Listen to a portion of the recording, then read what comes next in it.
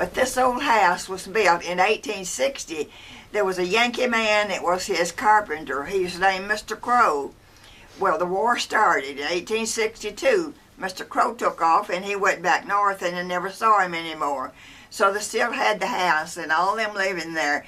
And there's two sides. Upstairs, over one end of it, the girls slept up there, and over the other end of it, the boys slept up there.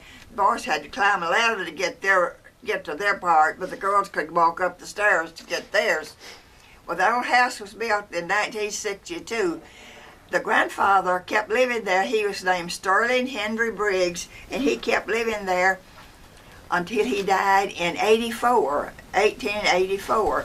But his wife, she still lived there, and she was a crutcher. And so he died in 84, and she lived on until 1901.